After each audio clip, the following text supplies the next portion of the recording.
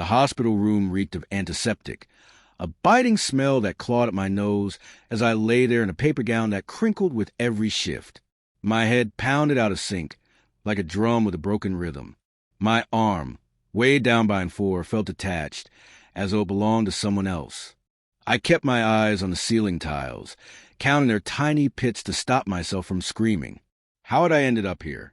Just a few hours earlier, I'd been laughing, clinking glasses, my husband's arm draped around my waist.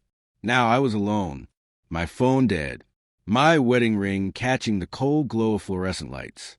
And James was gone.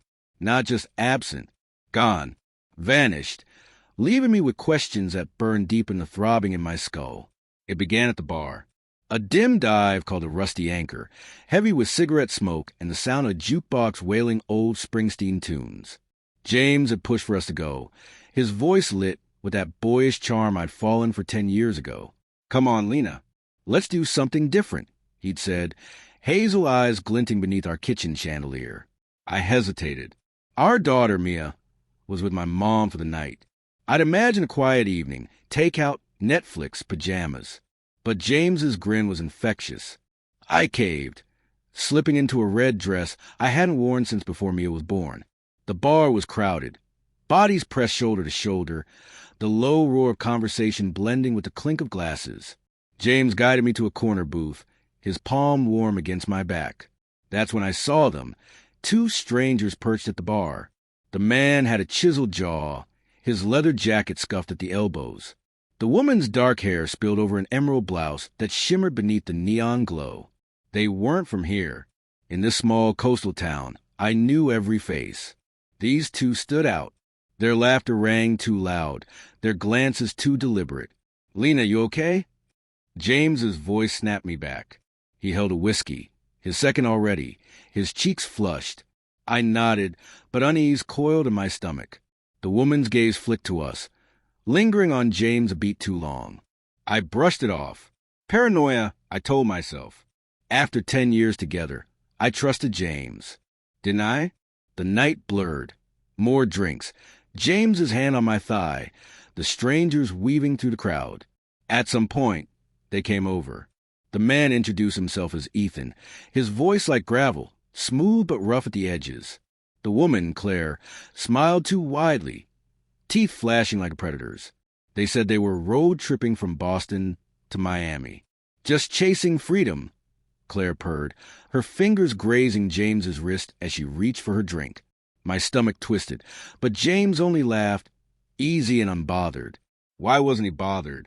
Hours later, the bar was a haze of neon and heat. My head swam from too much wine. Ethan suggested a nightcap at their motel, some roadside place off Route 1, with a flickering vacancy sign. "It's got character," he smirked. I wanted to refuse, to drag James home, but he was already nodding, his arm heavy across my shoulders like nothing was wrong. "Live a little, Lena," he whispered, his breath hot against my ear.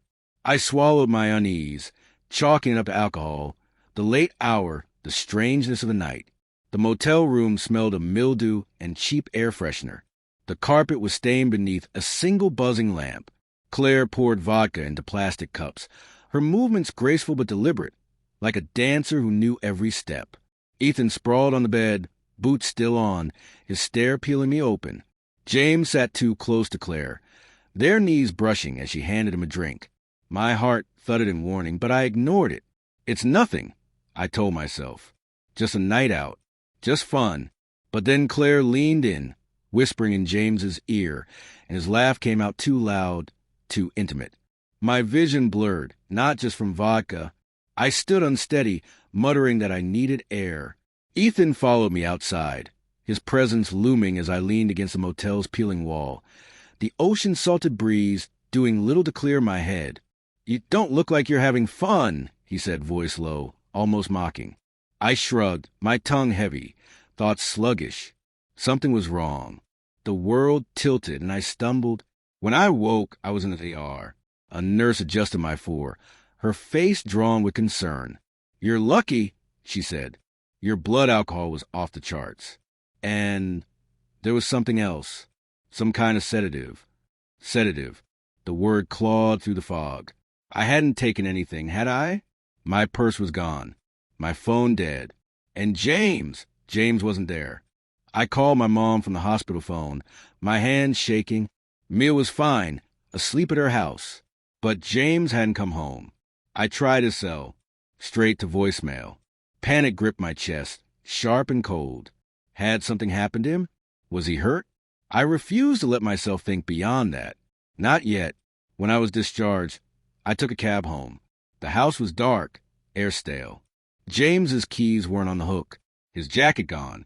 I checked our bedroom, breath catching as I opened his dresser. Empty. His clothes, his watch, the leather wallet I'd given him for our 5th anniversary. All gone. On the kitchen counter lay a note in his handwriting. I'm sorry, Lena. I can't do this anymore. My knees gave way. I slid to the floor, the linoleum cold against my palms. Can't do this. What did that even mean?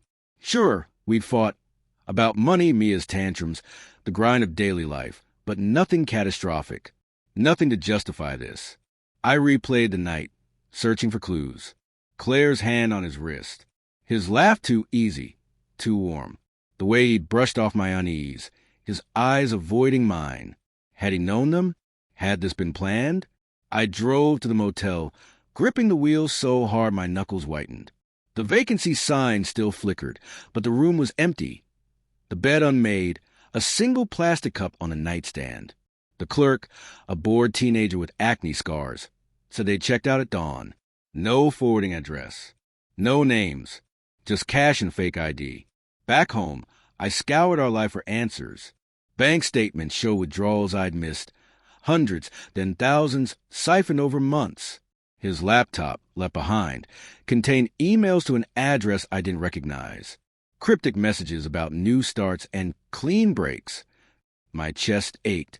A hollow pain spreading like ink and water. Had he been planning to leave me?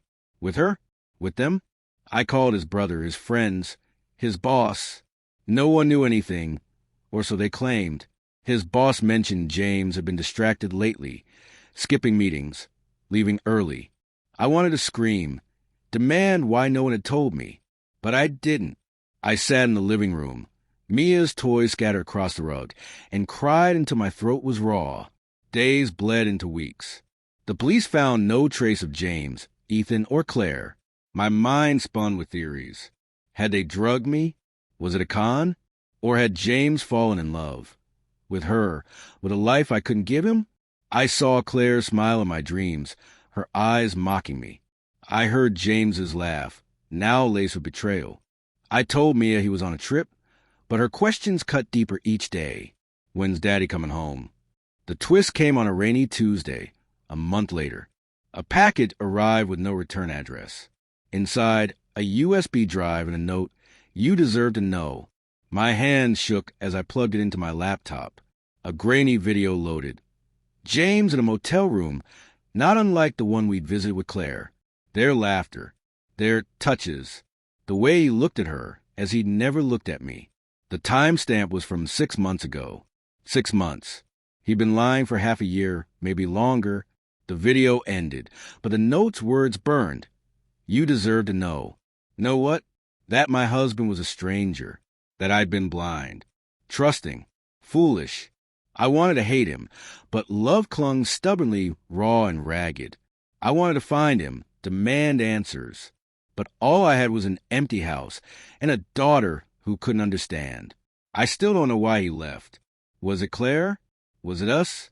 The ER report said the sedative in my system was mild, likely from a spiked drink. Did James know? Did he let it happen? The questions haunt me. Heavier than a hospital's antiseptic sting, sharper than the moment I found his note. I'm left with fragments, a laugh, a glance, a life unraveled, and the unbearable truth that I may never know.